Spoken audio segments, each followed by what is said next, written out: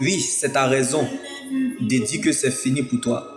Comme pendant que les frères de Joseph mangeaient bien, lui, il pleurait et avait faim dans le puits. Joseph ne mangeait pas à sa faim. Donc pendant que les frères de Joseph étaient en train de se marier, prospérer, ils étaient en train de vivre la vie de Louga, la belle vie. Pendant ce temps, Joseph se débrouillait en tant que majordome, esclave et prisonnier. Pour eux, ce n'était fini. Ils ont voulu vendre Joseph et se disaient en eux-mêmes que c'était fini pour lui.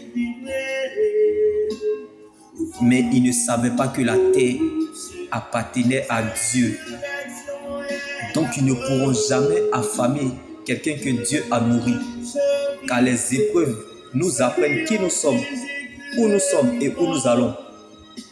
Comme Joseph, victime d'injustice, mais ses cris étaient des louanges à Dieu. Un mort ne loue pas Dieu.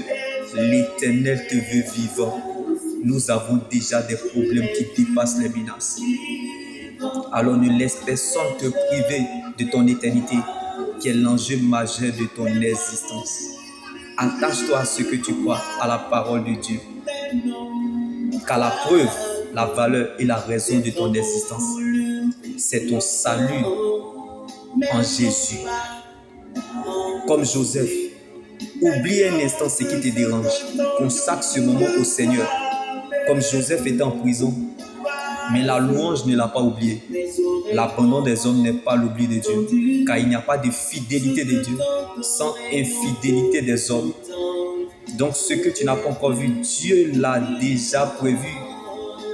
Car le Dieu que nous servons, il achève toujours la gloire de ce qu'il commence. Donc il ne peut jamais mal finir ce qu'il a bien commencé. Comme les problèmes de Joseph ont commencé par une vision et se sont achevés par une vision. Ce que Dieu commence, alléluia, dans l'humiliation, il achève toujours dans l'élévation. Donc les jours d'élévation reviennent. Accusation n'empêche pas élévation. Tu revivras tes meilleurs jours sur la terre. Ton retard n'est pas un retard, mais un rendez-vous divin afin d'expérimenter quelque chose de spectaculaire, comme l'histoire de Joseph. Ceux qui sèment avec l'âme moissonneront avec chant d'allégresse, car le Dieu que nous servons n'est pas un généraliste, mais un spécialiste dans le domaine. Il ne suit pas les larmes, mais il sèche les larmes, car il n'a jamais perdu un combat là où son nom a été mis en cause. Donc devant tous mes problèmes, je les oppose à mon Dieu. Quand en face de tous les défis, il s'en rend compte qu'il est concerné. Comme David dans la bataille contre Goliath, l'Éternel est devenu serveur. Parce que David se trouvait dans la présence de Dieu, est capable de faire pour toi ce que l'argent ne peut pas faire pour toi.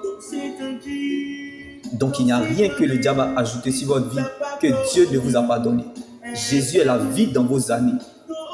Si l'argent est la racine des maux, c'est que Christ est la racine des arbres. Que Dieu prenne donc la forme de ce qui vous manque. Shalom.